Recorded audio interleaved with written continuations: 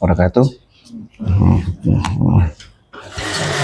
Innal hamdalillah nahmaduhu wa nasta'inuhu wa nastaghfiruhu wa na'udzu billahi min shururi anfusina wa min sayyiati a'malina may yahdihillahu fala mudhillalah wa may yudlil fala hadiyalah. Asyhadu an la ilaha illallah wahdahu la syarikalah wa asyhadu anna Muhammadan abduhu wa rasuluhu. Wa sallallahu alaihi wa ala alihi wa ashabihi wasallam. Rabbi shrah li sadri wa yassir li amri wahlul 'uqdatam min lisani yafqahu qawli. Rabbi zidni ilma warzuqni fahma. Amin ya rabbal alamin. Monggo Pak Budi dibaca. Hadis 67 An Abdillah bin Abi Bakri rahimahullahu anna fil kitabil ladzi katabahu Rasulullah sallallahu alaihi wasallam li amri bani Hazmin alla yamassal Qur'ana illa tahirun. Dari Abdullah bin Abi Bakar radhiyallahu anhu bahwa dalam surat yang ditulis Rasulullah sallallahu alaihi wasallam untuk Amir Ibnu Hazm terdapat keterangan bahwa tidak boleh menyentuh Al-Quran kecuali orang yang suci. Hadis riwayat Malik.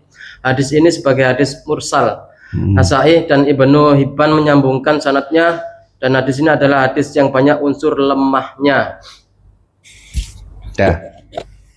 Hadis ini dianggap cacat menurut itu. Tapi di sini oleh pengarang buku ini, kitab ini disebutkan keterangannya di bawahnya biasanya ya. Hadis ini sahih. Di situ ada keterangannya? Tidak ada. Kualitas hadis ini sahih? Tidak ada. Walaupun disebutkan mursal dan terputus mausul dan dianggap cacat, tapi di sini disebutkan hadis ini adalah hadis sahih. Boleh alamat lain. Hah? Iya. Dulu sih kok. Sudah ketemu.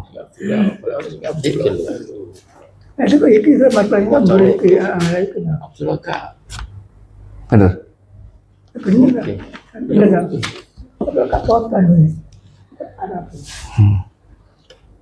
Sekarang hadis yang pertama, apa kata kuncinya ini? Tidak boleh memegang Al-Quran kecuali bersuci atau wudu. Kata kuncinya ada dua, Al-Quran dan wudu. Dan bersuci apa wudu di situ? Tulisannya wudu ya. Illa tohiro, illa bersuci, ya kan? Illa bersuci. Toharo bersuci kan? Kan? Illa bersuci. Sekarang kembali ke definisi Al-Quran. Definisi Al-Quran seperti apa? Sekarang Al-Qurannya seperti apa? Apakah dibagi dua dulu? Pembagiannya gimana ya? Enaknya ya. Apakah 100%? Apakah sebagian? Sebagian. Ya, jadi maksudnya apakah yang tidak boleh, apakah memegang mushaf Quran 100 yang Quran semuanya atau sebagian? Ini ada artinya. Nah, masalahnya ini, hadis ini dikeluarkan oleh Rasulullah kan? Berarti apa kira-kira? Asli. Hah? Asli. Ada enggak zaman Rasulullah yang asli? Tidak ada. Berarti kemungkinan tidak seperti ini. Bacanya harus kan? Pembukuan Al-Quran ada di zaman Khulafaur Rasyidin setelahnya Rasulullah. Betul kan? Berarti di zaman Rasulullah kemudian belum ada ini. Kita berusaha mencari tahu berdasarkan kemampuan kita. Sepertinya kok seperti itu ya. Belum ada pembukuan Al-Quran. Al-Quran masih terpisah ke kulit kayu, apa semuanya dan hafalan ya kan? Belum ada. Berarti kemungkinan dimaksud adalah ini. Yang sebagian. Kan di sini disebutkan tidak boleh menyentuh Al-Quran kecuali bersuci. Dan ini Rasulullah yang menyampaikan. Iya, oh iya benar. Dari Abdullah bin Abu Bakar radhiyallahu an bahwa dalam surat yang ditulis oleh Rasulullah Shallallahu Alaihi Wasallam untuk Amru bin Hazm terdapat kalimat tidak boleh menyentuh Al-Quran. Nah ini ya, kecuali suci Al-Quran. Kemungkinan ini yang dimaksud. Kita meraba-raba kan. Sebagian ini dimaksud. Yang masih terpisah. Ya, jadi mungkin surat Rasulullah kan biasa menulis surat Bismillahirrahmanirrahim, asyhadu alla ilaha illallah, terus Bismillahirrahmanirrahim apa isinya, kemudian mungkin disertai dengan ayat kan, seperti itu. Nah, dan ini belum ada jawabannya di hadis ini. Nah, di sini. Yang kedua sebagian, sekarang berkembang sebagian. Sebagian ini kalau sampai di kita, sebagian ini bentuknya banyak kalau kita sekarang. Ya kan? Sebagian ini. Nah, ini gimana? Ya. Sebagian fisik sama sebagian HP ya. Sebagian fisik itu apa ya? Ini kembali lagi, ini ada yang Al-Quran mushaf ya apa? Tulisan Arab sama plus terjemahan. Yang mana yang dimaksud? Nah ini nanti juga fisiknya juga ada dua nanti. Ada yang fisik, ada yang non fisik. Artinya ini HP kan? Nah seperti ini. Loh ternyata seperti itu, ya kan? Gimana jawabnya? Oh kita nggak tahu ini. Yaudah kita cari tahu dulu misalkan. Oh ternyata kemungkinan dari hadis ini kita dapatnya ilmunya ini saja. Iya kan? Ininya belum. Hanya ini saja. Ini belum, ini belum. Terkait dengan bersuci. Bersuci yang seperti apa? Bersuci itu orang yang tidak hadas besar dan hadas kecil. Hadas besar dan hadas kecil. Iya kan? Nah sekarang berarti bebas dari najis. Ya, hadas. Berhadas dan bernajis. Berhadas, kalau bernajis berhadas. Berhadas itu dari diri sendiri. Oh iya najis dari luar ya. Oke. Oh ini ada tambahan lagi dari Handika. Bersuci ini hadas dan najis. Cara hadas menyucikan hadas ada dua caranya kan? Ada wudu, ada mandi. Iya kan? Yang ini cukup dengan wudu. Ini dibersihkan ya, apa? Bersihkan saja ya. Wudu juga kan, kita harus bersuci kan. Namanya bersuci kan harus wudu toh. Nah, yang mana terusannya ini? Dibasuh dulu statusnya biar. Dibasuh terus wudu kan intinya. Tapi masih belum suci. Jadi intinya dua-duanya ini harus artinya status bersuci ini bersuci dari hadas besar dan kecil, ya kan? Dan seperti ini intinya kan ini kan wudu. Intinya sebelum megang Al-Quran kalau ndak wudu ya mandi. Nah itu keterangannya sampai sini, ya kan? Jadi keterangan sampai sini kita dapatkan dua. Satu sebagian, yang kedua adalah bersuci yang diidentifikasi dengan wudu dan mandi. Nih ya, itu belum sampai sini ini nanti. Dah. Ada keterangan tambahan di situ. Di footnote enggak ada, di catatan kaki bawah-bawah.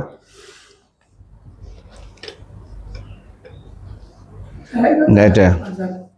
Saya biasa di rumah juga membaca al-sudu, tapi waktu itu udah nggak masuk ke dalam nggak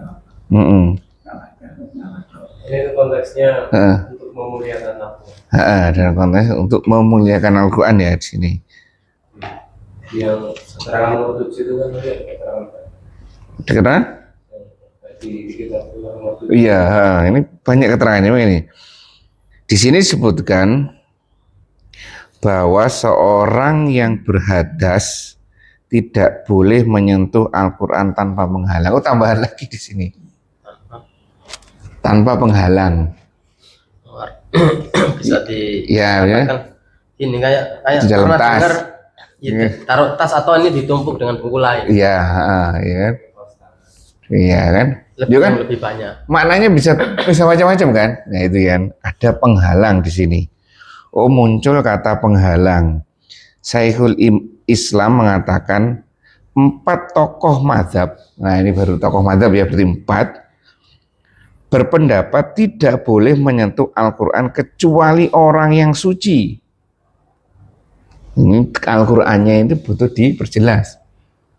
Dan bahwa petunjuk yang diberikan oleh Al-Quran dan Sunnah menyatakan orang yang berhadas, tidak disebutkan kecil dan besar, pokoknya berhadas, tidak boleh menyentuh Al-Quran. Ditambahi di sini kemudian keterangannya, Al-Quran ditambahi mushaf.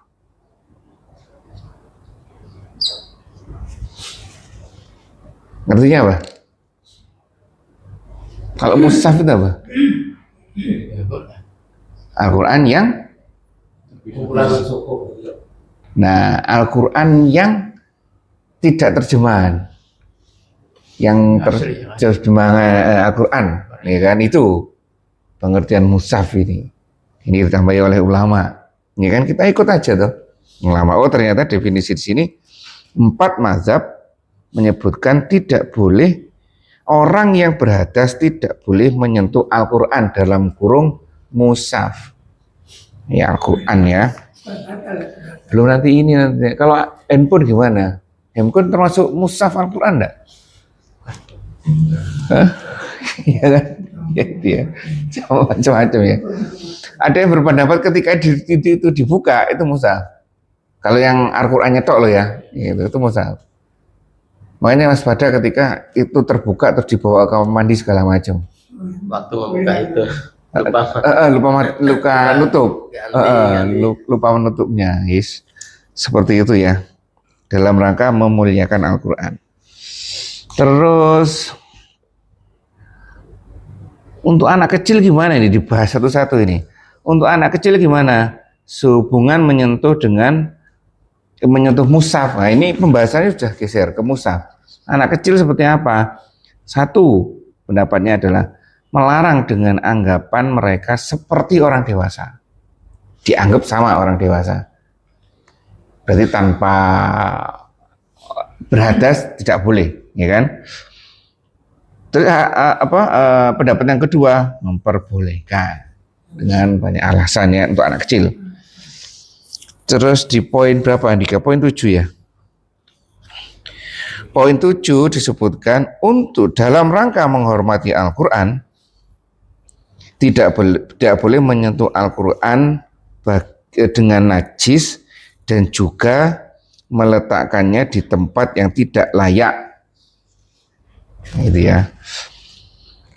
Seperti di samping gambar, di samping patung, juga tidak menggantung ayat-ayat Al-Quran di samping gambar atau patung, membacanya di tempat permainan atau bersama nyanyian. Ini dalam rangka ya, ini disebutkan dalam rangka memuliakan Al-Quran, menghormati Al-Quran, tidak boleh menempatkan Al-Quran di tempat yang tidak layak. Kamar mandi, ya kan, seperti itu ya, atau di bawah lantai, misalkan. Bagaimana di kantong? masuk anti orang. Tadi kan sudah dibahas, sudah dibahas tadi. Dan barusan dibahas. Ditutup, ya. Dengan jika tidak layak karena najis, tidak layak di samping gambar atau patung. Karena beliau mungkin meyakini bahwa gambar yang menyerupai manusia dan patung tidak boleh. Makanya Al-Quran tidak boleh disandingkan dengan itu. Juga tidak menggantung ayat-ayat Al-Quran di samping gambar atau patung. Ya, meletakkan di sebelah atau ditempel di sebelahnya gambar patung. Membacanya di tempat permainan, ya ini yang repot ini.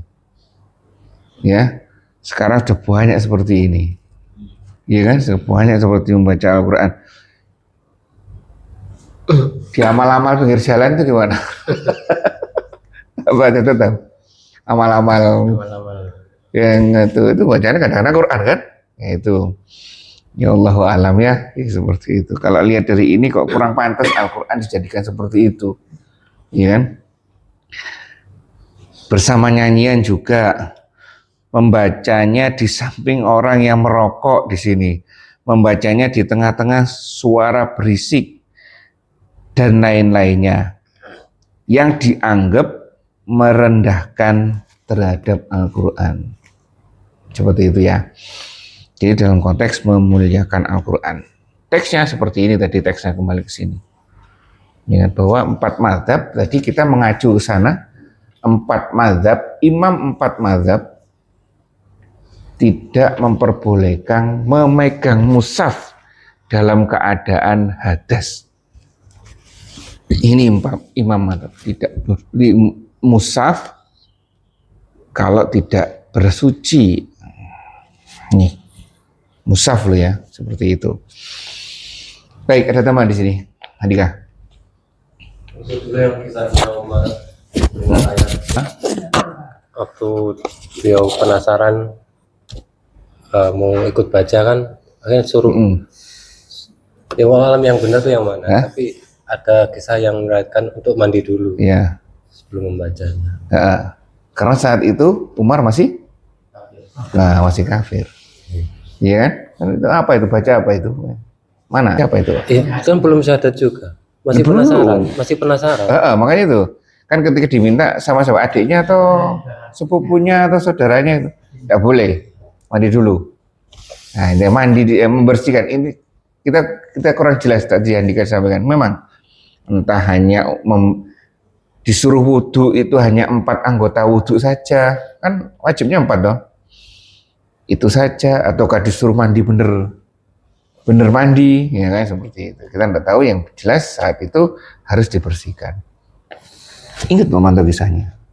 Ingat Pak Manto ya. Baik, sampai sini. Jadi ini, ternyata kita tahunya seperti ini. Ya kan? Baik, lanjut. Oke.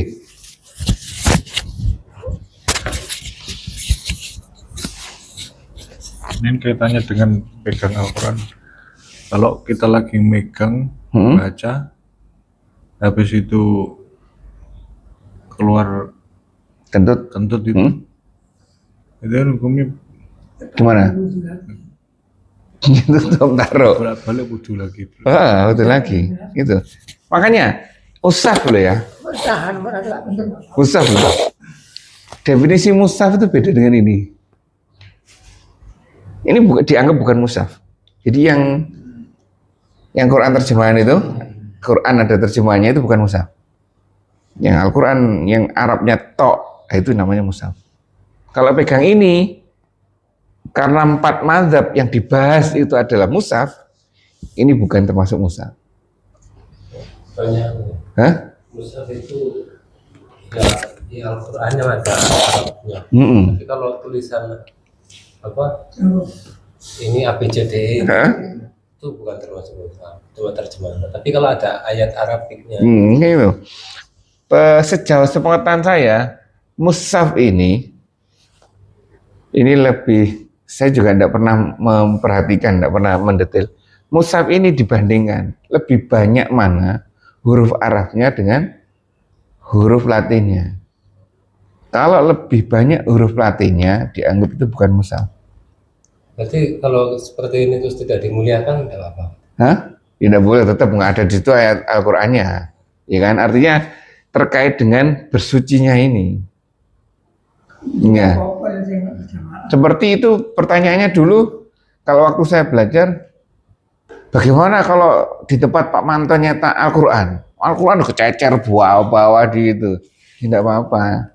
Ada yang menghukumi itu belum Al-Quran. Karena belum jadi buku. Ya kan? Mana cetakan ya ditaruh bawah, ada yang kelihatan rusak, ya kan? Kalau jual Quran tambah apa wudhu. Tidak apa-apa, itu barang, ya kan? Seperti itu. Kalau hafal tanpa wudu, Tidak apa-apa, masalah itu ya. Baik, itu sejauh pengetahuan seperti ini. Jadi kalau misalkan tidak apa-apa, beda-bedain tidak apa-apa. Kalau dari Situ? AI ini, Al-Quran adalah firman Allah yang diwahyukan. Sedangkan mushaf adalah wujud fisiknya, yaitu kumpulan lembaran atau buku yang berisi ayat-ayat Al-Quran. Dengan kata lain, Al-Quran adalah esensi non-materialnya. Betul. Sementara mushaf adalah media material yang bisa disentuh dan dibaca. Analogi sederhananya, kalau Al-Quran adalah resep masakan, resepnya adalah petunjuk yang tidak bisa dimakan langsung. Kalau mushaf adalah buku resep masakan. Buku ini adalah bentuk fisik dari resep tersebut yang bisa Anda pegang dan baca untuk memasak. Nah, ketika itu huruf Arabnya itu plus terjemahan, itu termasuk mushaf bukan? Kan tadi kan disebutkan apa? Firman Allah yang tertulis kan? Firman Allah yang diwahyukan. Lah yang diwahyukan yang ditulis dalam bentuk yang kita bisa baca kan? Yang sedangkan mushaf adalah wujud fisik. Wujud fisiknya toh. Wujud fisiknya dari firman Allah kan. Nah, firman Allah kan Arabnya. Sedangkan terjemahannya kan terjemahan dari firman Allah kan. Nah itu. Apakah itu termasuk ketika itu digabungkan antara firman Allah yang bisa kita baca tulisan Arabnya itu dengan terjemahan ini apakah masih termasuk mushaf? Ini pertanyaan kan ini. Ya kan? Kalau saya dapat ilmunya seperti itu, dianggap bahwa lebih banyak huruf lebih banyak huruf Latinnya daripada Arabnya, sehingga itu bukan termasuk mushaf. Walaupun saya sendiri tidak pernah hitung. dianggap lebih banyak kecampur lah. Lebih banyak huruf Latinnya. Jadi konsekuensinya apa? Kalau dimuliakan tetap dimuliakan ya. Konsekuensinya apa? Ketika kita tidak berhadas, kita tidak wudu, kita dalam keadaan tidak suci, pegang tidak apa-apa. Sama seperti ibu-ibu ketika haid. Kalau mau belajar, ketika belajar Al-Quran, belajar terjemahan atau tafsir, apalagi tafsir ya. Tafsir kan juga banyak teks Latinnya malahan. Nah, seperti itu, tidak apa-apa pegang. Yang tidak boleh adalah pegang yang Arabnya, semua Arabnya itu yang tidak boleh. Seperti itu. Ya, itu ya. Makanya di beberapa center pendidikan diperbolehkan ibu-ibu ketika masih dalam program belajar terjemahan, belajar tafsir, yang dipegang ya yang terjemahan itu. Seperti itu, ya. Baik. Makanya ini butuh lagi, makanya itu ini apakah termasuk, nanti cari menurut siapa lagi. Oh, saya menurut ini seperti ini. Ya kan? Karena pada zaman 4 mazhab, mungkin zaman 4 mazhab saat itu belum ada teks yang seperti ini, mungkin ya. Adanya teks, ya memang mereka ngapain diterjemahkan, bahasanya sendiri kok, ya kan? Banyak bahasanya sendiri kan, itu. Kan ini kan kemudian era-era kekinian setelah Al-Quran itu meluas kan, seperti itu. Baik, inilah namanya fikih kontemporer, fikih kekinian. Nah, kita harus merujuk juga. Rujukannya ke siapa? Oh, saya merujuk ke imam ini, imam ini. Imam 4 menyampaikan seperti itu, belum ada seperti ini. Nanti ada seperti ini lagi yang HP. Ya, seperti itu. Misalnya gitu, belum tentu sebulan pegang Al-Quran. Iya, pegang HP, ya kan? Terjemahan ini bener, bener Pak Chandra kan? Mungkin saya aja pegangnya yang ini sama ini. Mushaf itu jarang baca Quran ya dari HP. Pegang resepnya ada berarti. Dapat pahala itu baca Al-Quran, belum baca Mushaf. Iya, Meskipun di situ ada terjemahannya apa? Yesus diniati seperti ini kan, ini teksnya. Ini hampir yang dibuka ini dan ini, atau buka Al-Quran di sini. Ya, HP. Ya Pak Manto, bukanya Quran di mana? Sini juga ada. Iya, Quran saja atau terjemahan Al-Quran? Oh, terjemahan. Kalau saya sedang baca Al-Quran, bukanya mushaf yang di HP. Jadi yang mana Al-Quran ada terjemahannya, Al-Quran yang di HP. Kalau saya malam, Al-Quran yang asli, Oh iya, terus ada terjemah. terjemahannya dua. Iya. Waduh. Tinggal tidur ya. Sing terjemah kan kecil. Saya lupa. Iya. Kan Ini Al-Quran, ini terjemahan, ini HP toh. Ini lihat TikTok ini. Sebelah mana Pak? Atau berapa? Ya itulah makanya itu dengan seperti ini kita harus nambah ilmu terus ya. Baik, lanjut.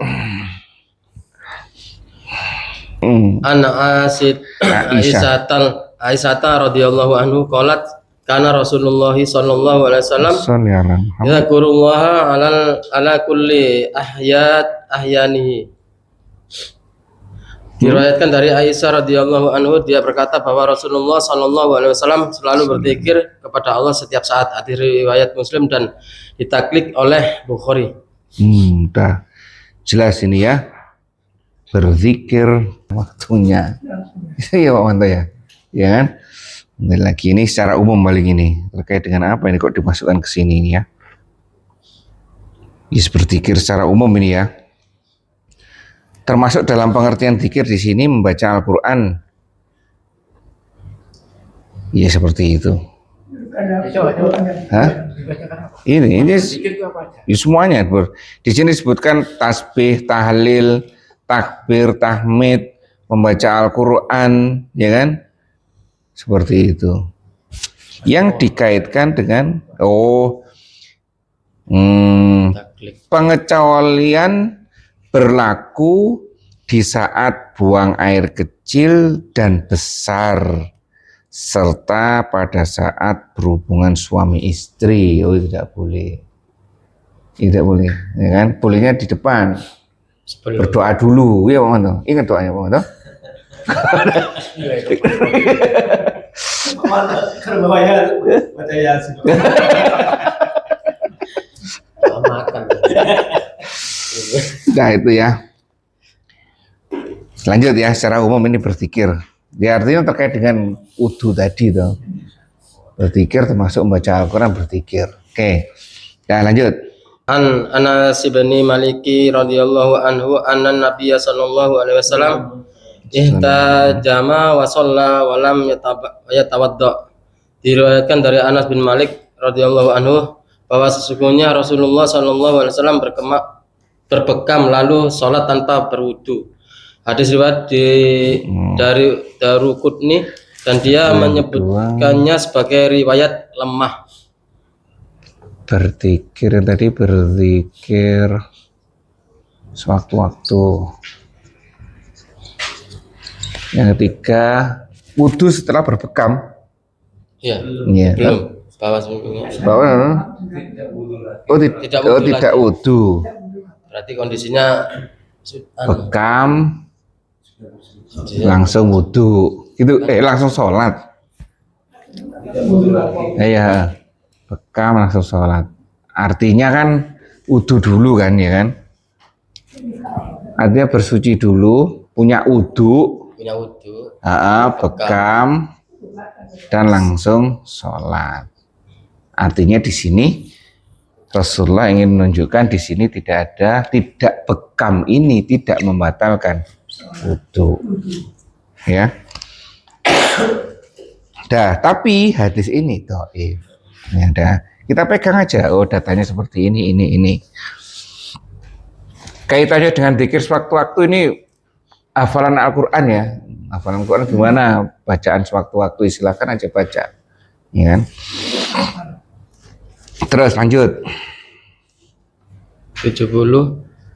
An Muawiyah radhiyallahu anhu qala Rasulullah sallallahu alaihi wasallam al ainu wika'u sahih fa idza natamatil aina nistad lakol wika'u. Diriwayatkan dari Muawiyah, dia berkata bahwa Rasulullah SAW bersabda, mata adalah pengikat dubur.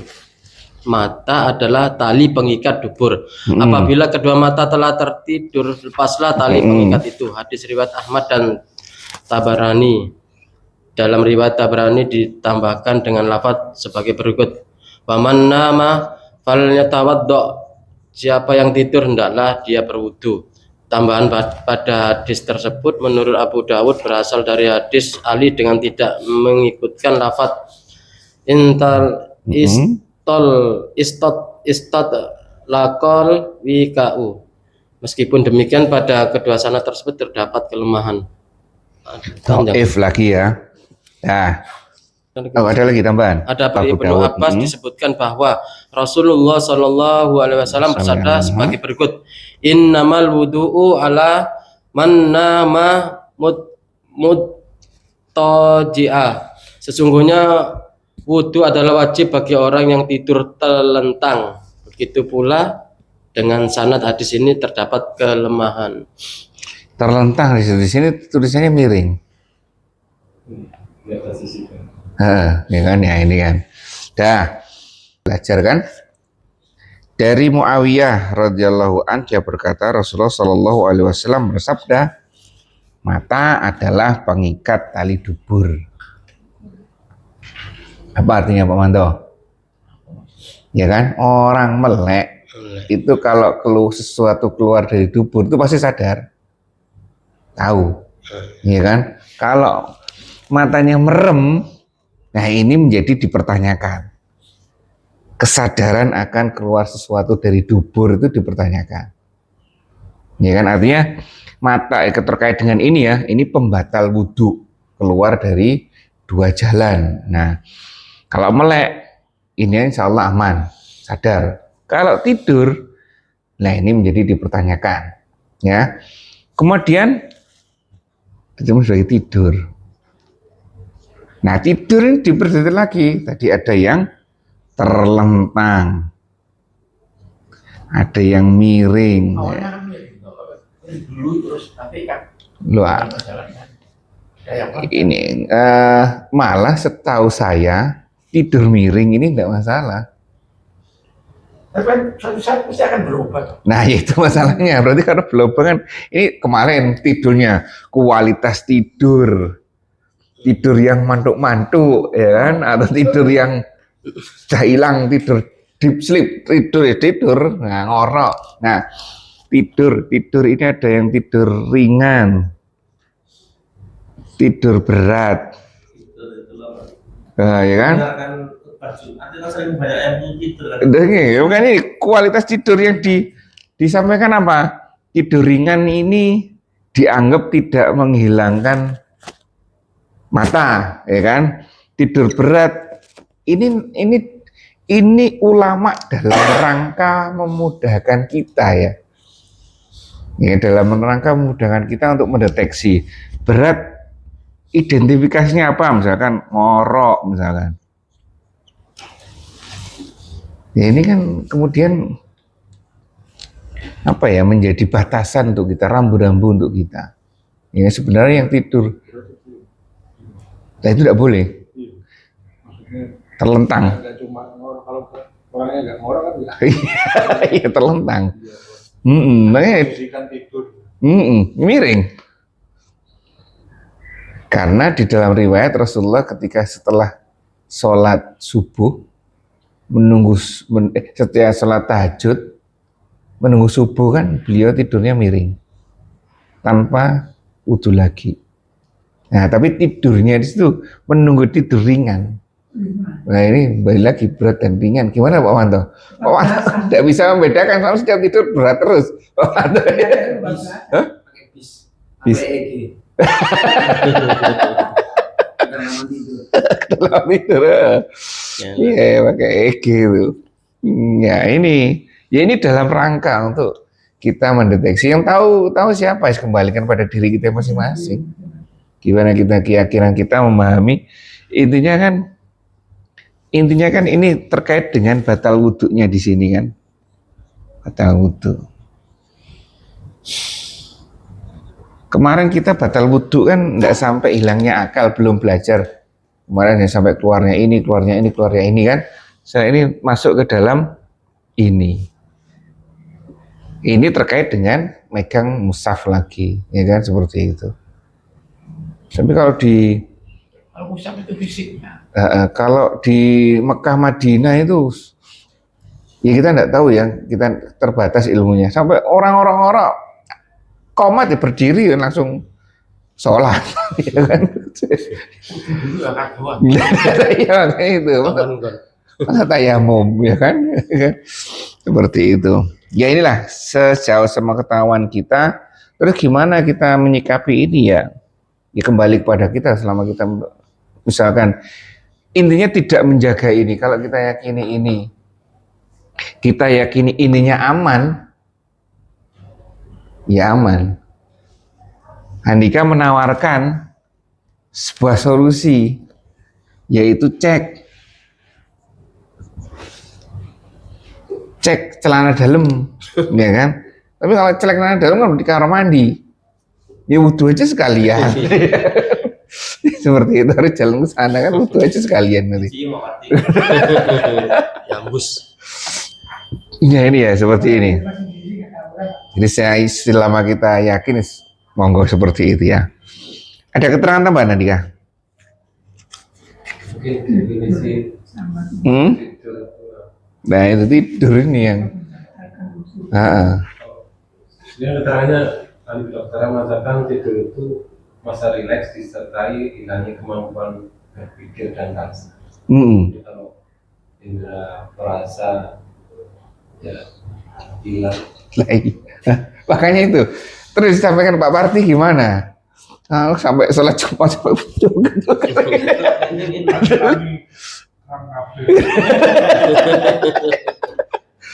bahkan sampai mau komat dibangunkan. Itu sudah gimana ya? Repot juga ya. Juga gitu ya berarti sudah. Los. Kalau Pak Manto gimana? Kalau ini gimana? Belum terangkat gimana? Masih aman wudhunya ya. Ada yang sampai membatasi terangkatnya bokong ya. Nah itu sampai membatasinya seperti itu. Kalau tidur tidak terangkat bokongnya berarti masih aman wudhunya. Yes, macam-macam pendapat ulama. Ya kita ambil aja yang sesuai dengan kita. Baik, itulah tidur, ya kan? Dia meyakini dia masih keadaan tidak batal. Terus sholat. Tidak apa. Kan kita tidur loh. Apapun yang kita kerjain kan terserah.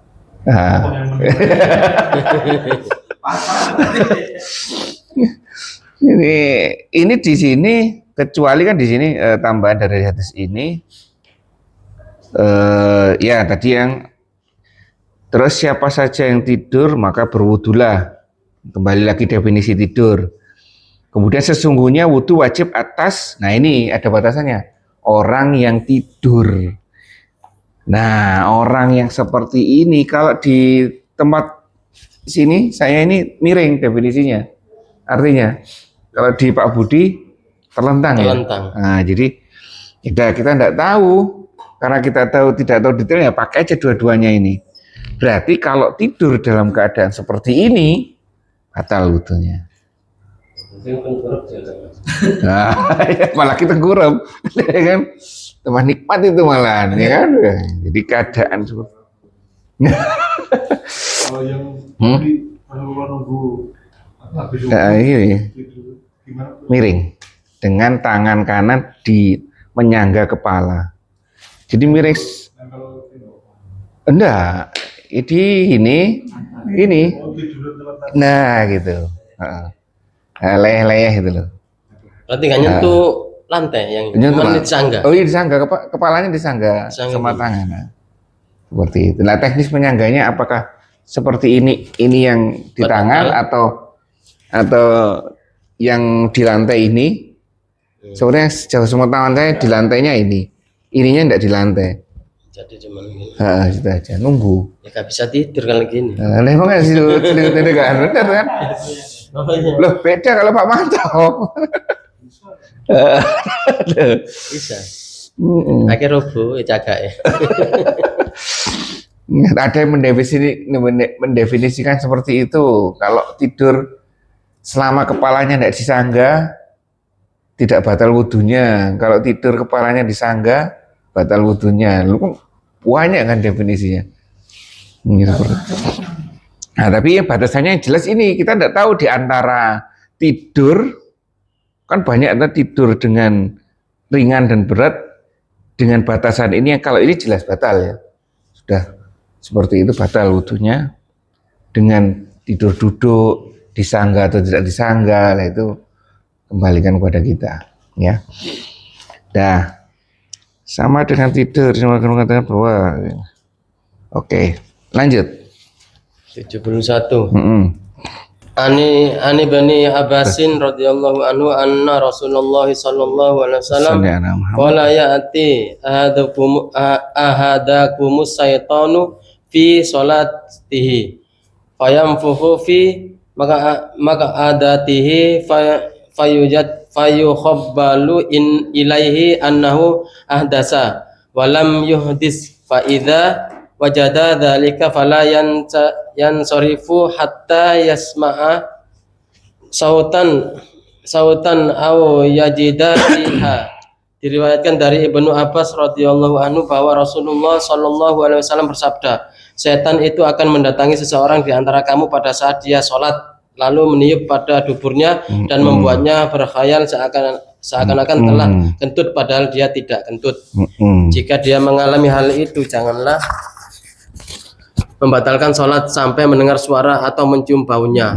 Hadis riwayat Al-Basar. Kualitasnya? Hadis ini berasal dari riwayat Bukhari Muslim dari hadis Abdullah bin Zaid. Adapun hadis diriwayatkan Imam Muslim dalam bab ini adalah sama seperti yang diriwayatkan dari Abu Hurairah di dalam riwayat Al-Hakim dari Abu Sa'id Al-Khudri disebutkan bahwa Rasulullah sallallahu alaihi wasallam bersabda sebagai berikut: "Idza jaa ahadakumus syaitanu faqala innaka ahdasta falyakul kadzabta." Jika setan mendatangi seseorang dari kalian dan berkata, "Engkau telah berhadas, batal wudu," hendaklah dia mengatakan, "Engkau telah berbohong." Ibnu Hibban meriwayatkan lafaz sebagai berikut: fayakul fi nafsihi, hendaklah dia mengatakan di dalam hatinya. Ya ini ya, ini karena sedang sholat. Intinya apa? Bukti.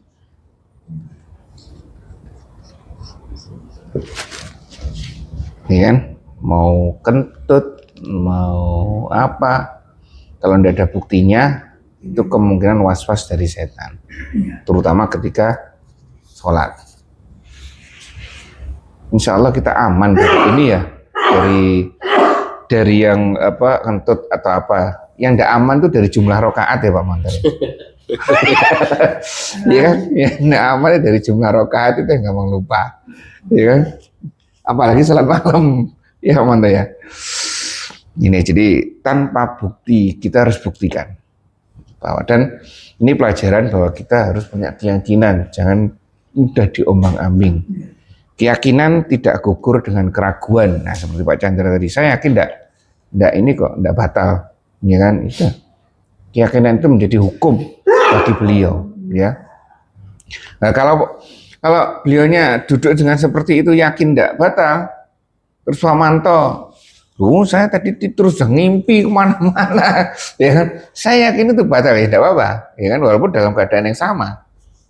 Ya, itulah ya. Oh, saya kalau Pak Manto meyakini sudah batal itu, enggak apa-apa, enggak masalah ya. Alhamdulillah. Udah ya. Lanjut, ada tambahan hadiah? Enggak ada ya. Dah, bab wudhu selesai. Bab wudhu selesai. Jadi ini yang terkait dengan wudhu. Ada yang dibahas lagi di sini. Terus, ya lanjut Pak Budi. Bab selanjutnya makanya ini sudah selesai ya. Ini memang menyisakan beberapa hal yang masih tanda tanya di kita. Ya kan? Masih ada beberapa yang ini kita tidak tahu terkait dengan terkait dengan mushaf ini seperti apa, di HP seperti apa, kualitas tidur seperti apa, yaitu nanti harapannya itu merangsang kita untuk belajar di tempat yang lain. Sumber ilmu kan sekarang sudah banyak, coba cari ilmunya ya, cari ilmunya. Kita tidak berhenti sampai sini karena zaman itu terus berubah ya. Baik ya.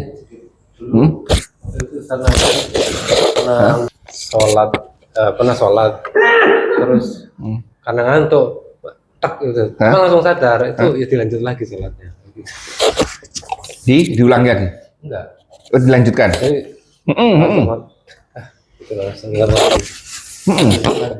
Lanjut.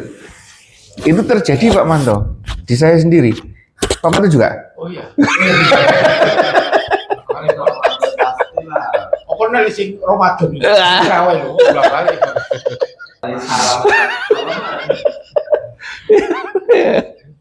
Ya itu gimana ya, sudah seperti Daniel mau lanjut aja, lanjut ya kan, itu ya. Oh salah mau sih, lu salah.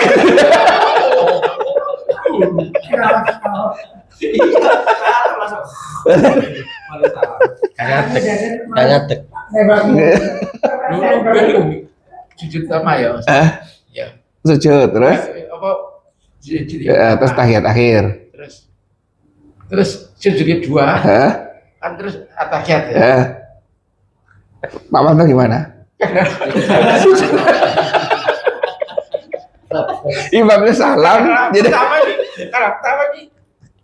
pertama terus tidur. Kedua terus salam lu. Dikira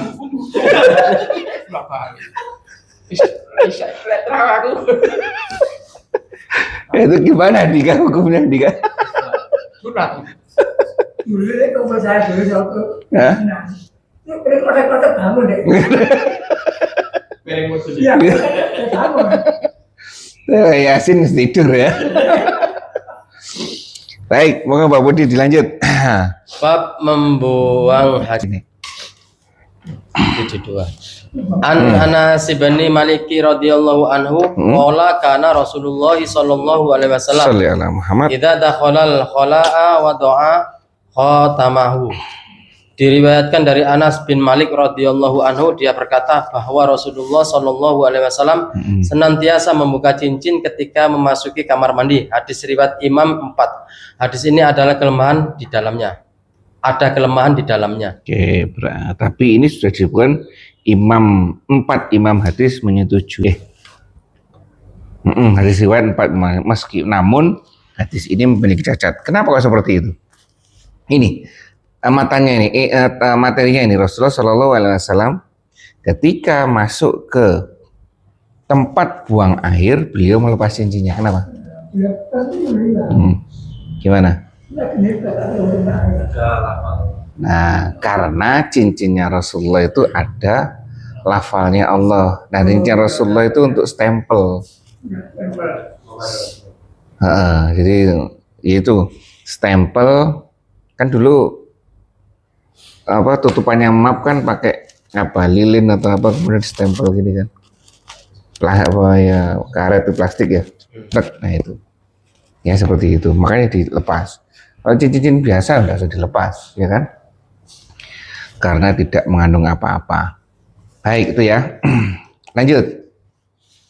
73 wa anahu qala sallallahu alaihi wasallam idza dakhala al-khala'a qala Allahumma inni a'udzubika minal khubusi wal khaba'is. Diriwayatkan juga dari Anas bin Malik radhiyallahu anhu, dia berkata bahwa Rasulullah sallallahu alaihi wasallam ketika hendak memasuki kamar mandi untuk buang hajat senantiasa mengucapkan Allahumma inni a'udzubika minal khubusi wal khaba'is. Ya Allah, sesungguhnya aku berlindung kepadamu dari kotoran dan najis. Hadis riwayat Imam 7. 7 imam sekarang ya kan? Maksudnya 7 imam hadis ya, bukan yang imam. Jadi seperti ini, Rasulullah Shallallahu Alaihi Wasallam hendak masuk ke tempat buang air. Nah sekarang teksnya seperti ini.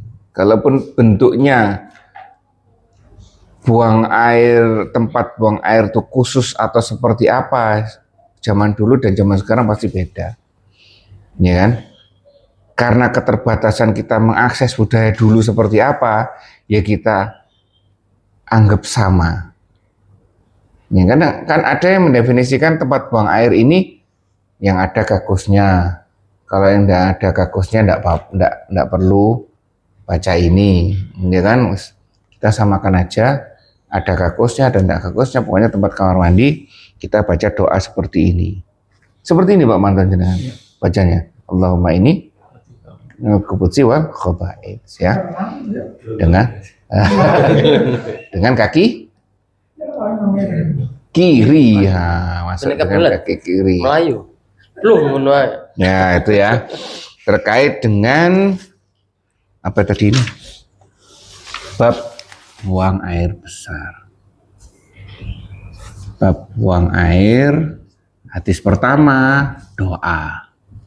Nah, lanjut hadis kedua. Oh, pertama cincin ya. Cincin. Nah, cincin yang mengandung lafal artinya. Yang ada tulisan. Cincin yang mengandung lafal Rasulullah ya kan. Iya ini kan.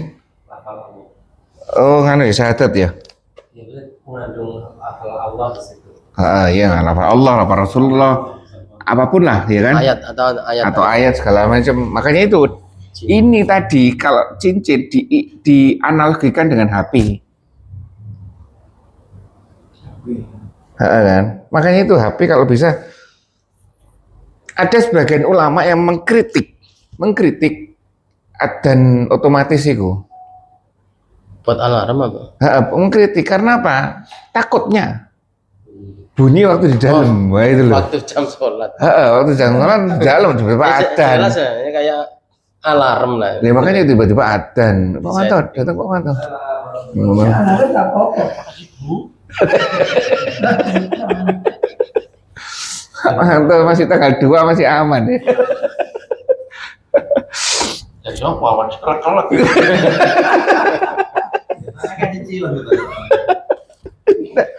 Lalu banyak disedot sama istrinya saya.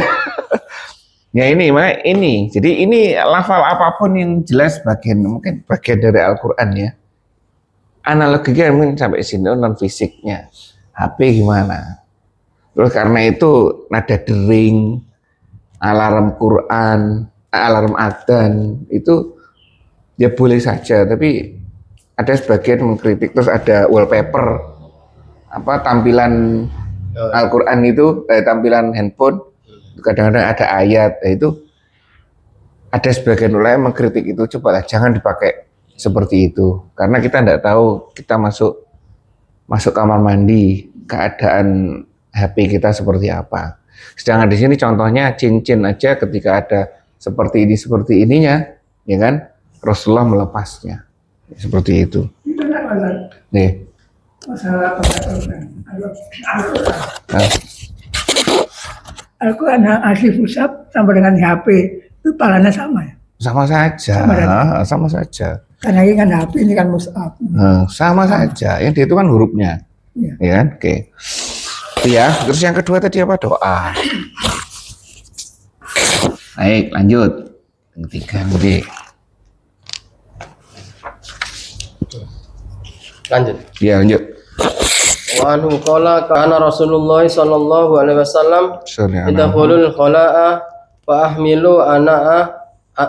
ahmilu ana wa gulamun nahwi idza watan min ma'in wa taratan falyastanji bil ma'i. Diriwayatkan juga dari Anas bin Malik radhiyallahu anhu, dia berkata bahwa Rasulullah sallallahu alaihi wasallam hendak memasuki kamar mandi, lalu aku dan seorang anak lelaki sebaya denganku membawakan sekantung air dan batang kayu, dan beliau beristinja dengan air. Muttafaqun alaih. Beristinja itu berapa? Ya, buang air. Cepok. Kalau istinsyak itu bukan. Apa? Istinsyak. Kucing. Ya, menyedot air wudhu namanya istinsyak. Kalau istinja itu cepok. Ya kan, seperti itu. Nah, ini sarananya Rasulullah, sarananya adalah menggunakan air dan potongan kayu kecil. Seperti itu ya. Nah, ini kan teknisnya lain kan, barangnya lain. Kalau sekarang mungkin air dengan sabun, dengan segala macam. Kayak alat pembersih. Nah, Istinja itu dari bahasa Arab. iya, istinja dong. Iya. Istinja itu bahasa Arab. Loh, kita ini Indonesia itu 60% bahasa Arab. 60% bahasa Arab. Iya, sampai tinja itu. Pano. Iya, Benar, hampir 60%. 60% 70% ini bahasa Arab kita ini. Gampang banget belajar bahasa Arab, gampang. Saya nggak gelem ngomong. Lah iya, marahin sama tuh. Ajari.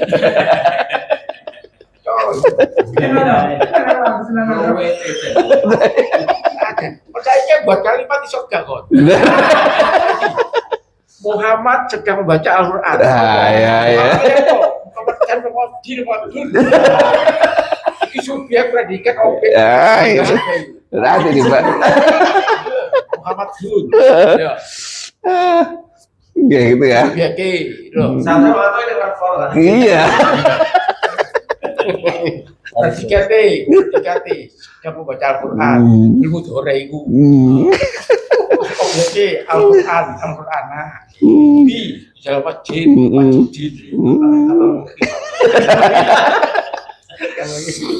Baik, lanjut Pak Budi.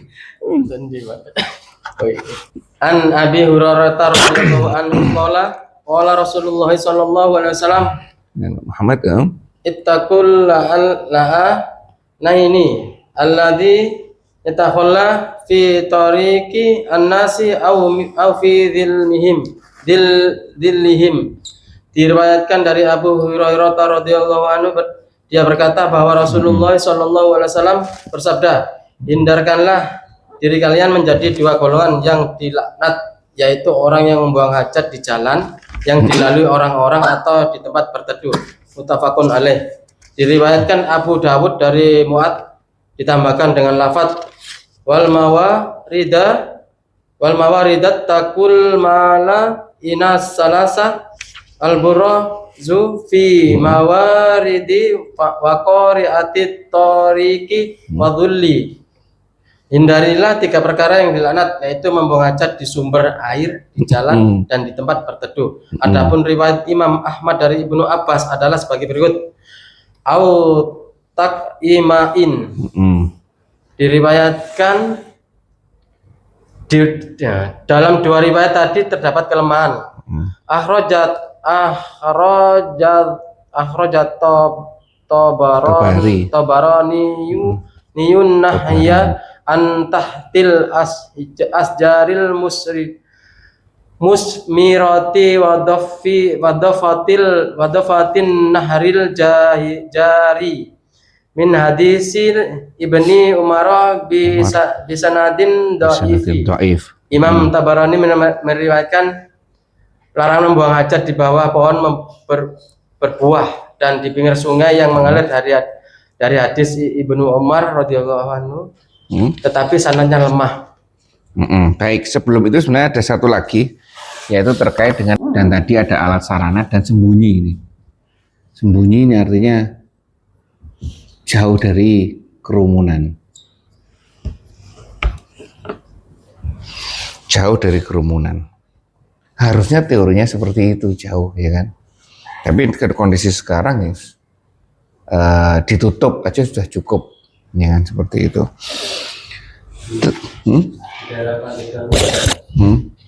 Masih kita sudah mengenal kemodernan, cuman Tetap nggak tahu dalam itu tradisi buang aja tuh masih lari ke kebun, terus di kebun. cari ke apa misalnya dekat pohon pisang, ya berak di situ, ya balik lagi ke rumah. dikubur. Nggak tahu ya, nggak apa beraknya di kebun tuh, nggak di toilet.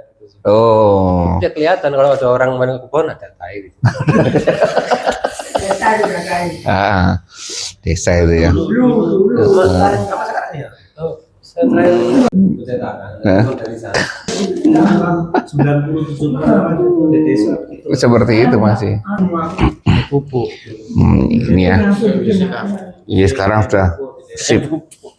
Baik, kita lanjutkan ke hadis berikutnya. Abu Hurairah radhiyallahu anhu, dia berkata, Rasulullah Shallallahu alaihi wasallam bersabda, takutlah pada dua hal yang menyebabkan pelakunya dilaknat. Wah, ini luar biasa. Dilaknat. Satu, orang yang buang air, tidak dijelaskan ya Andika ya, air besar atau air kecil ini, buang air di jalan orang-orang. Buang air, enggak jelas ini, buang air di jalan umum. Yang kedua, buang air di air berteduh ini ya. Oh, tempat berteduh. Nanti snack selanjutnya. supir mobil Berteduh. Nah, ini kan berbeda dengan kondisi kita. Kalau ini insya Allah sama. Kalau ini insya Allah sama ya. Kalau ini yang kedua ini agak beda. Karena di sana waktu itu pohon itu jarang.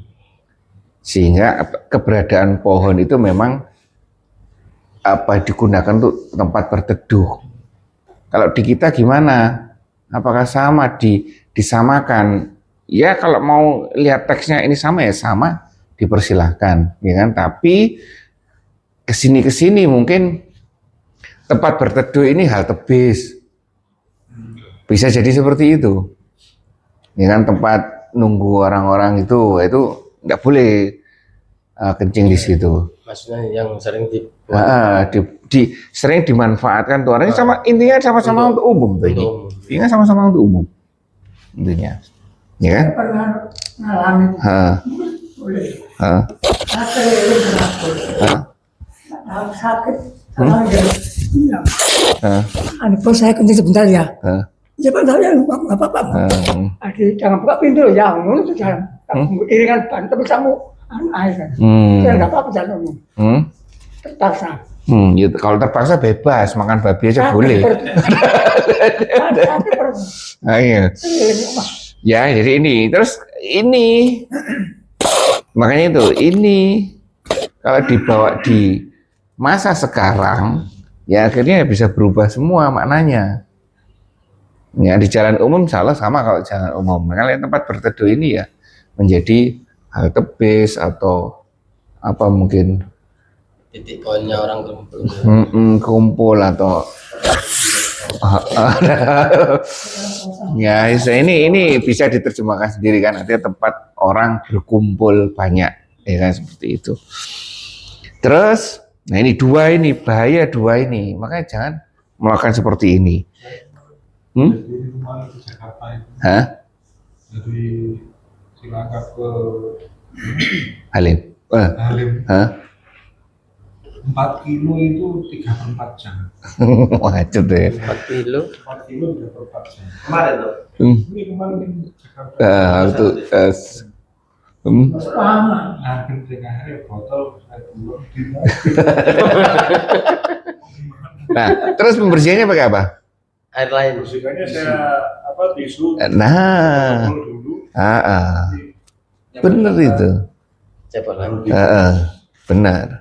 Kalau toh nggak perlu dibilas gimana?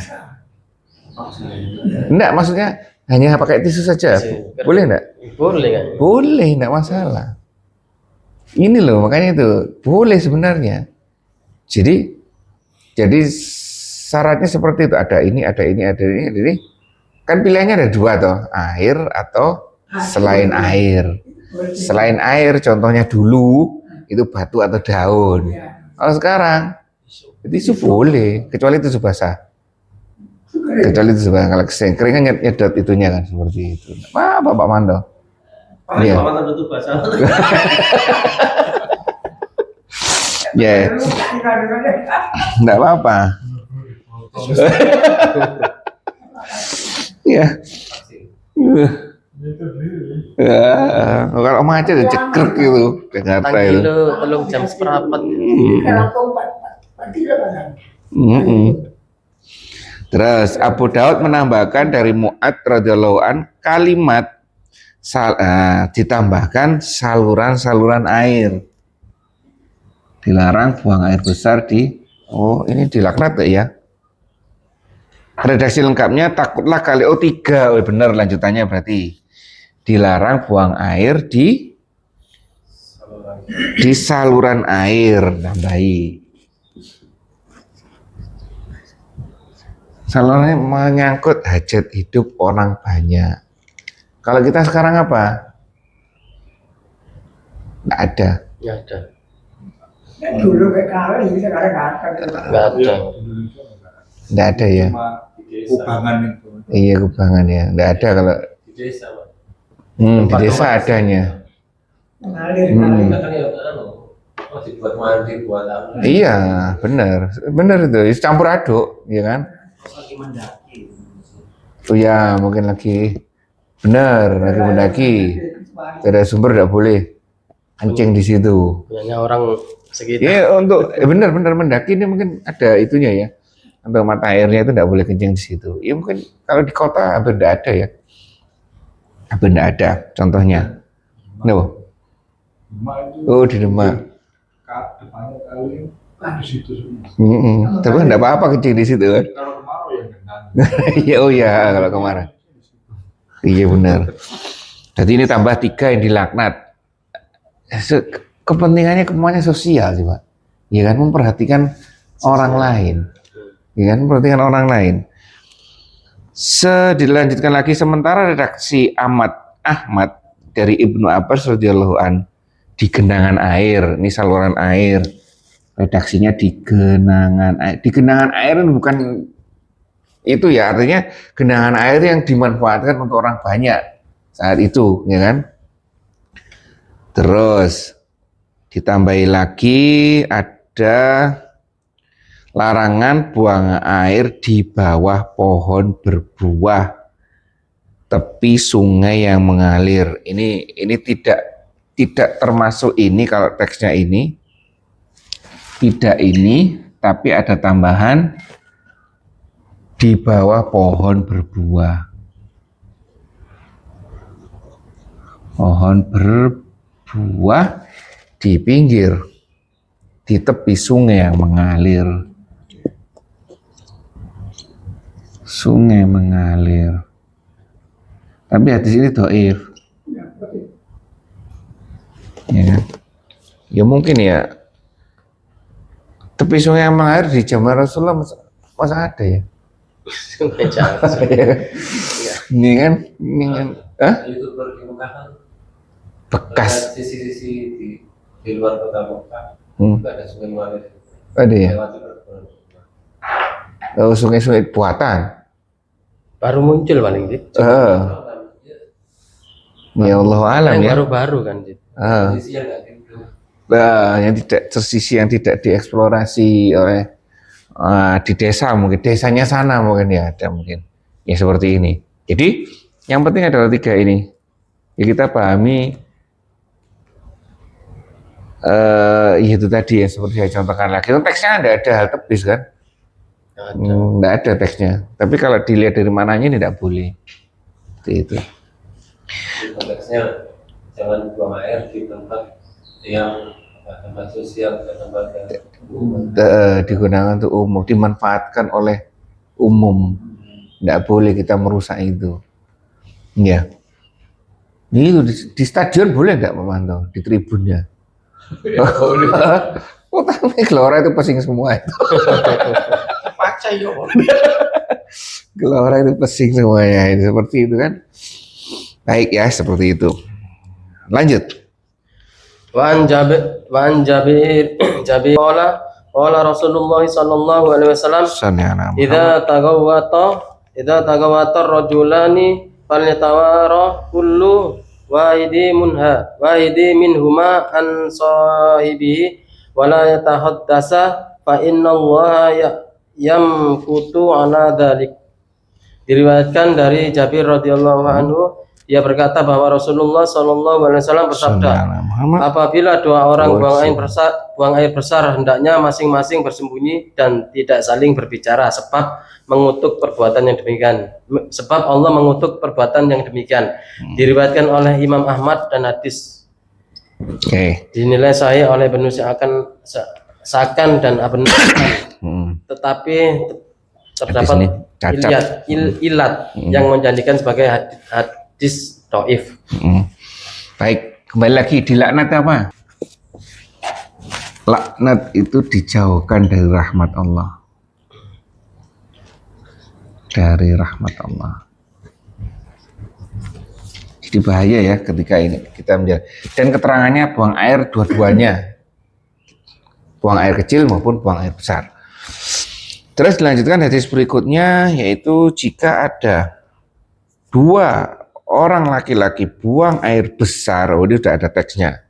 Ada laki-laki, dua laki-laki BAK, BAB, buang air besar, hendaklah salah satunya bersembunyi atau membelakangi dari temannya. Tidak boleh sama. Tidak boleh sama, tidak boleh bicara. Ini fleksnya di luar ruangan. Berhadap. Oke, nah ini ya. Di umum kan Sudah ketutup toh. Sudah ketutup. Tempat terbuka yang Dan jangan saling berah. Sesungguhnya Allah amat murka dengan hal itu. Insya Allah kita aman dari ini. Kecuali dulu. Zaman dulu yang masih di atas kali Pak Manto ya. kali omongan. Seperti ini. Tahun Ya kan? 90-an kan gitu. Nggih. Kali. Sekarang Di sini sampai Pak Manto nggak ngerti hidupnya di kebun masjid ya. Orang kota Pak Manto ya, Manto ya. Jadi seperti ini. Insya Allah alhamdulillah kita enggak seperti ini. kalau lihat modern zaman sekarang tuh memungkinkan orang berbicara satu sama lain. Tapi bawahnya kan Bolong. beda saya. Ya, nah, jadi intinya insya Allah ini aman, ini ya enggak boleh bicara. No, kembali nambah lagi kemudian bagaimana kalau ini dengan HP? Nah, itu. Iya, Mas. HP ini ada dua.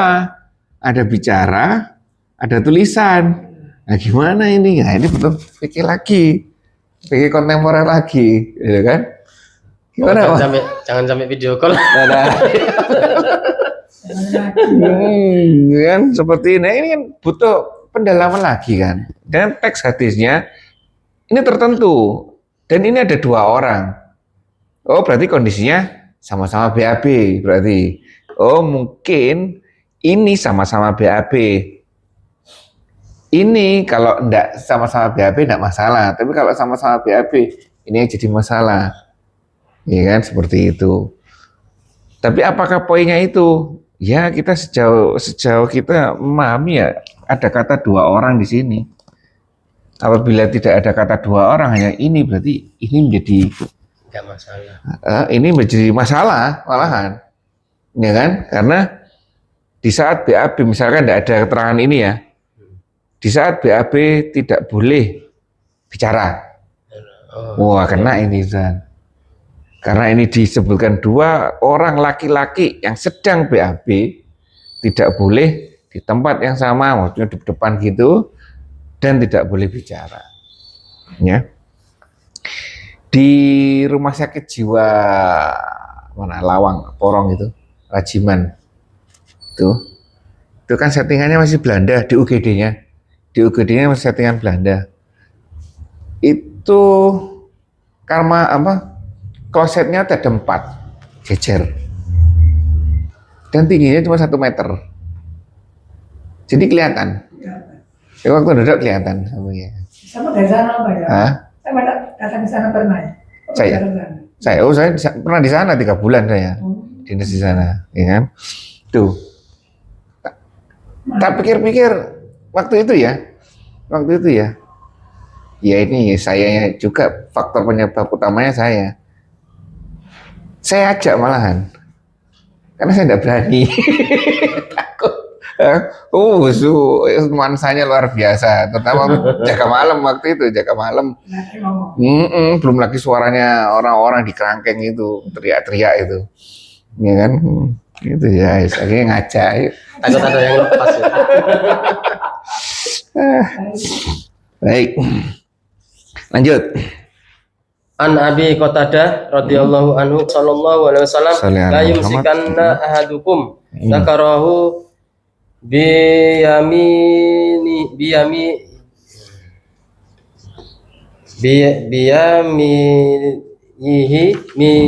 minhi wa huwa yatubulu wala yatamassah minal khala'i biyamin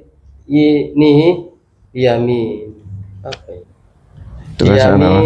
Ini wala yatafannas fil inai. Diriwayatkan dari Abu Qatadah radhiyallahu anhu, dia berkata bahwa Rasulullah sallallahu alaihi wasallam bersabda, janganlah sekali-kali seseorang di antara kamu menyentuh kemaluannya dengan tangan kanan ketika sedang kencing. Jangan membersihkan bekas kotorannya dengan tangan kanan, dan jangan pula bernafas dalam tempat air. Muttafaqun alaih, dengan lafaz hadis diriwayatkan Imam Muslim. Sampai hadis ke-6. Jangan dari Abu Qatadah radhiyallahu an, Rasulullah sallallahu alaihi wasallam bersabda, janganlah salah seorang di antara kalian memegang zakarnya dengan tangan kanan. Tidak boleh dengan tangan kanan. Terus pada saat kencing. Yang kedua, janganlah ia membersihkan dan menyentuh lubang keluar kotoran dengan tangan kanan. Ini lubang kotoran.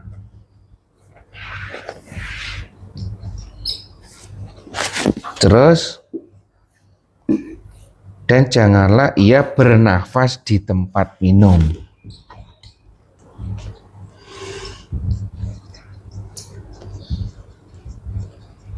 Nah, jelas ini ya, saya pikir dia agak kesulitan kalau pakai celana, harus dipegang. Tapi tetap harus pakai ini. Harus pakai tangan, tidak boleh pakai tangan kanan. Iya kan? Ini memang makanya aturannya kan harusnya jongkok ya. Jongkok. Kalau berdiri susah memang seperti ini. Apalagi kita pakai celana, ini susah. Enak jongkok. Aturan ini coba perhatikan ya. Terkait ini semuanya terkait dengan kebersihan sebenarnya ini. Juga termasuk bernafas. Ini sudah jelas 1, 2 jelas. Nah ini 3 ini bernafas di tempat minum itu gimana? Ya nggak boleh. Ya itu seperti itu ya. Jadi tidak boleh bernafas di tempat minum. Ini saya pikir sudah jelas semuanya ini ya. Satu kan dari guru yang waktu kencing duduk itu disuruh 3 kali. Ada? Oh kita belum tahu. Dah itu ya. Terus Baik, sampai sini mungkin ada tambahan, Andika? Ya, pernah. Tadi di sini yang tidak boleh bicara ini haram bicara mengobrol dengan orang lain saat buang hajat. Menurut beliau ya, dari apa yang beliau pahami, penulis pahami ini, haram bicara mengobrol dengan orang lain saat buang hajat. Hal ini merupakan cermin rendahnya harga diri, kurangnya rasa malu, dan hilang kehormatan. Artinya, wong buang hajat itu disuruh sembunyi teorinya kan, mengasingkan diri. Kok malah ini membuat interaksi dengan orang lain, ya kan? Jadi mungkin ini diperluas lagi. Oh, ininya itu secara keseluruhan. Jadi masuk ke sini juga. Itu nanti kalau saya ada dua.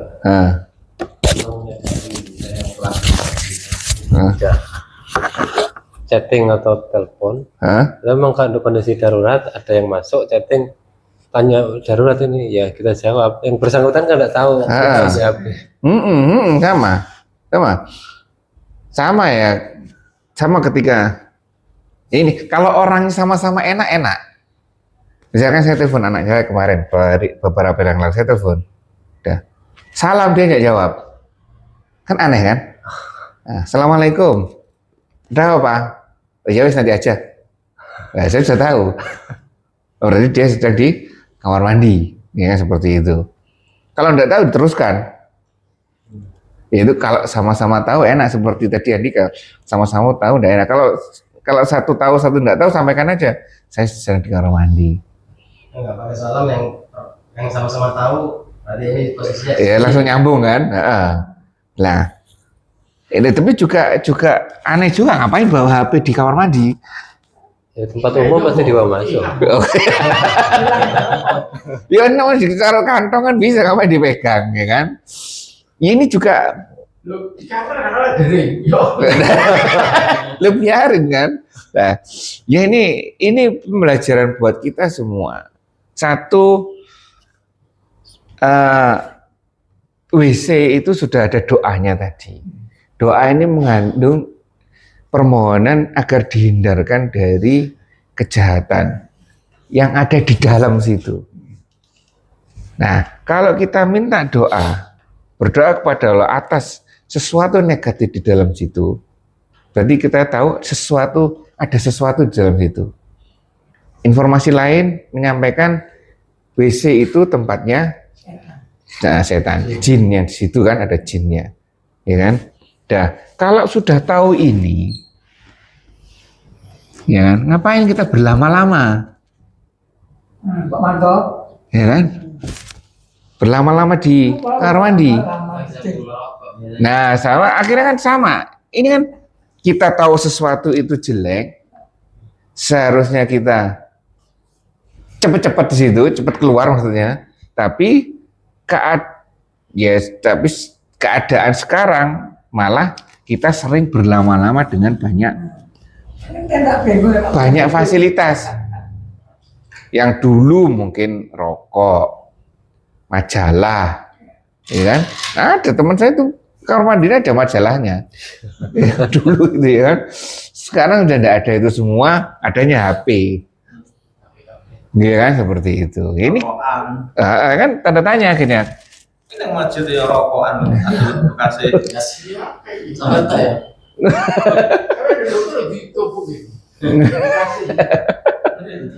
Nah itu ya. Ini merupakan pembelajaran buat kita. Antara doa kita dengan apa yang kita lakukan kadang-kadang tidak nyambung kan. Sebenarnya kalau kita doa tidak mau neraka kan kita tidak mau neraka. Ya kalau toh masuk sedikit sebentar aja, jangan lama-lama. Seperti ini kan, doa di dalam masjid. Kalau tahu di dalam kamar mandi itu banyak keburukan, ngapain kita lama-lama keburukan?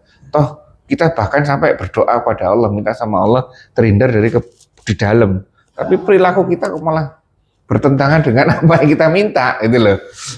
Ngerti, paham ya? Ya itu paham ya. Jadi tidak nyambung kadang-kadang. Ya.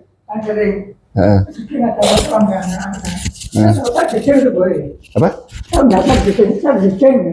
Boleh bebas, iya. Bebas. Gitu ya.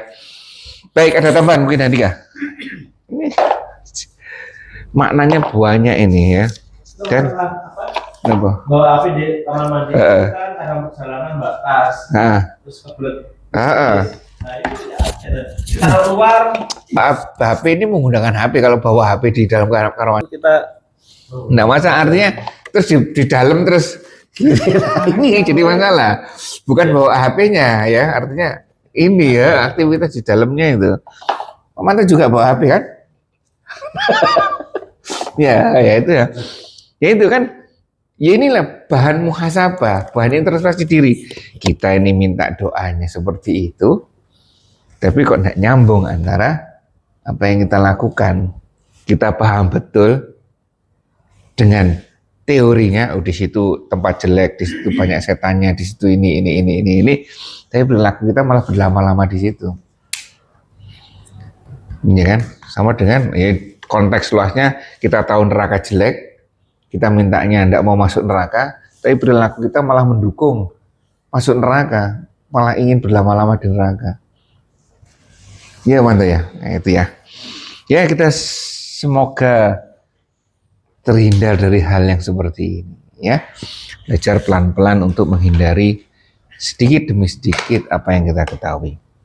Baik, alhamdulillah itu yang saya sampaikan, kurang lebihnya maaf. Kita tutup majelis kita ini dengan bacaan hamdalah dan doa penutup majelis. Alhamdulillahirabbil alamin. Subhanakallahumma wa bihamdika asyhadu an la ilaha illa anta astaghfiruka wa atubu ilaik. Assalamualaikum warahmatullahi wabarakatuh.